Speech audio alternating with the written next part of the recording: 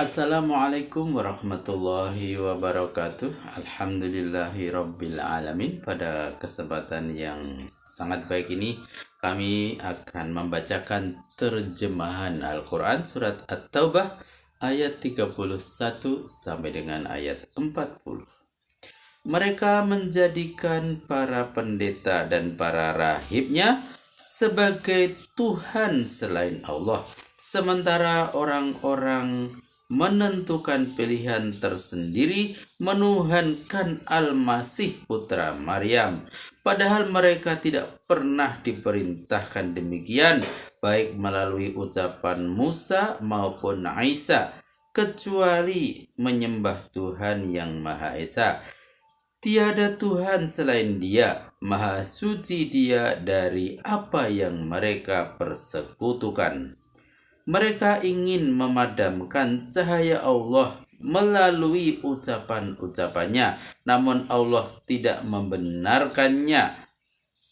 Malah sebaliknya hendak menyempurnakan citra cahayanya itu, meskipun orang-orang kafir tidak menyukainya. Catatan yang pertama maksudnya adalah agama Islam. Yang kedua, termasuk di dalamnya propaganda dalam segala bentuknya.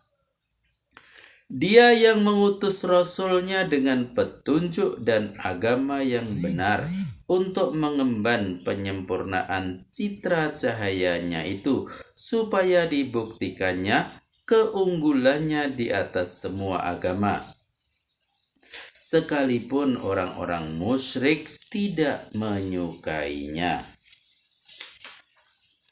Hai orang-orang yang beriman, sungguh banyak di antara para pendeta Yahudi dan para rahib Nasrani yang memakan harta orang lain dengan jalan tidak sah dan merintangi orang untuk mengenal jalan Allah, dan orang-orang yang menimbun emas dan perak dan tiada menyumbangkannya di jalan Allah.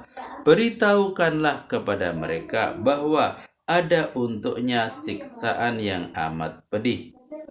Catatan: maksudnya mengambil dan mempergunakannya untuk seluruh keperluan dan memanfaatkan seluruh daya guna dan hasil gunanya. Misalnya, para pendeta itu mengatakan kepada orang awam bahwa mereka mampu memintakan ampun atas dosa seseorang kepada Allah, lalu mereka meminta imbalan atas jasanya itu. Yang kedua, maksudnya tidak membayar zakatnya. Sebaliknya, emas dan perak yang sudah dibayar zakatnya tidak dapat digolongkan dengan barang timbunan, meskipun ditimbun di dalam 7 lapisan bumi. Pada hari emas dan perak itu dipanaskan dalam neraka jahanam hingga panasnya sama dengan jahanam. Lalu mukanya dibakar dengan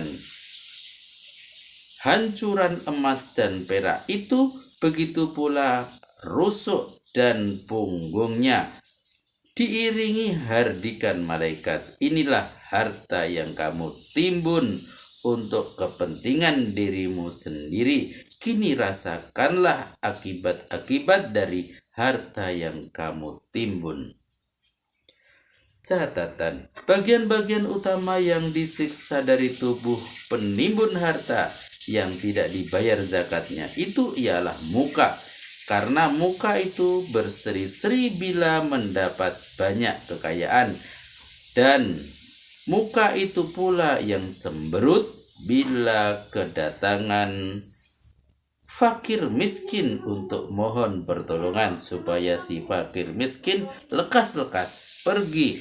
Kemudian yang menjadi sasaran siksa yang kedua ialah rusuk dan punggung, karena bahagian itulah yang berputar ke muka bila akan menghadapi kenikmatan, dan berputar ke belakang bila kedatangan orang minta-minta dan membutuhkan pertolongan.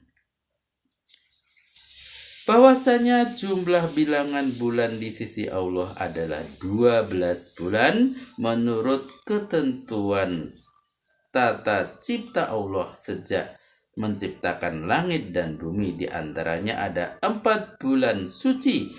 Itulah kaidah syariat yang sah.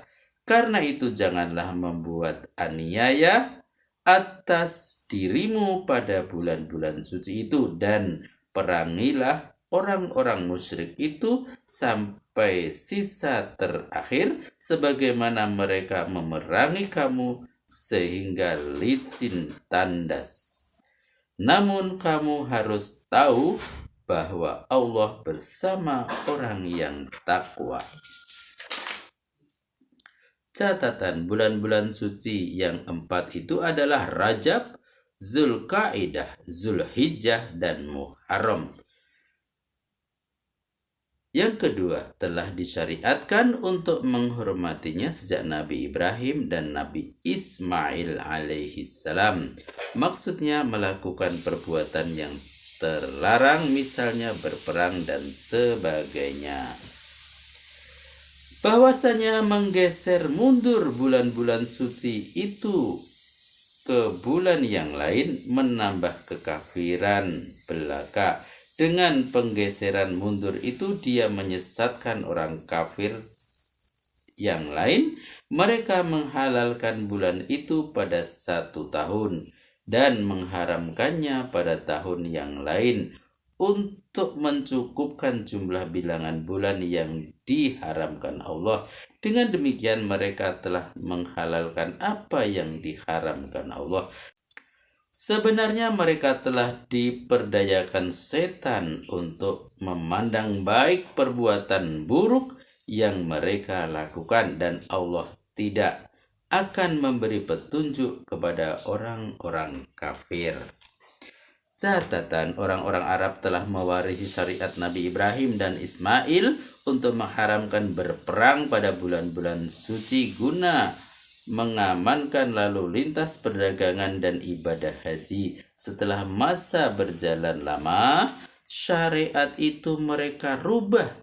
Mereka lakukan perang pada bulan suci atau Muharram karena nafsu yang tak terkendalikan. Lalu mereka mengganti bulan Muharram itu dengan bulan Safar berikutnya untuk mencukupkan jumlah bulan suci menjadi 4 bulan juga. Dengan demikian mereka telah mengubah syariat Nabi Ibrahim dengan menghalalkan perang pada bulan suci yaitu Muharram dan menggeser mundur mengganti dengan bulan Safar. Dengan penggeseran mundur itu, mereka telah menyesatkan orang-orang kafir yang lain. Mereka masih menyangka bahwa mereka belum keluar dari syariat Nabi Ibrahim, sebab jumlah bulan suci masih tetap tidak boleh, tidak lebih dan tidak kurang. Hai orang-orang yang beriman, apa sebabnya? Ketika diperintahkan kepadamu, berangkatlah untuk berperang di jalan Allah, kamu merasa keberatan dan ingin tetap bersenang-senang saja di tempatmu. Apakah kamu lebih menyenangi kehidupan duniawi yang nilainya tiada seberapa kalau dibandingkan dengan kesenangan kehidupan akhirat yang abadi?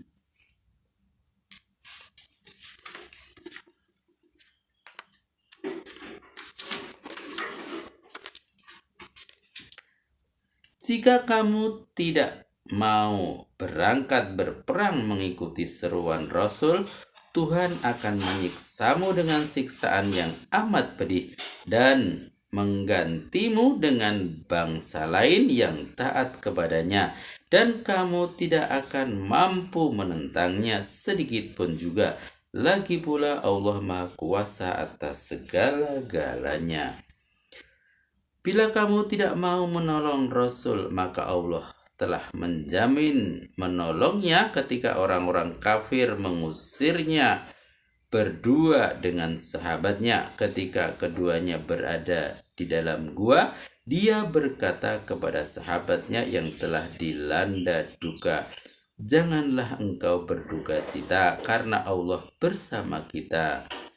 Lalu Allah menurunkan keterangan hati kepadanya dan membantunya dengan pasukan-pasukan yang tiada nampak olehmu. Dijadikannya kepercayaan orang-orang kafir paling rendah, dan agama Allah menduduki tempat teratas. Allah Maha Perkasa dan Maha Bijaksana. Catatan: sahabatnya itu maksudnya adalah Abu Bakar As-Siddiq. Yang kedua, bahwa gua itu di Bukit Sur. Maha benar Allah dengan segala firman-Nya. Alhamdulillah, telah kami bacakan terjemahan Al-Quran Surat At-Taubah ayat 31 sampai dengan ayat 40. Semoga bermanfaat dan sampai jumpa pada video berikutnya. Billahi taufiq wal hidayah. Wassalamualaikum warahmatullahi wabarakatuh.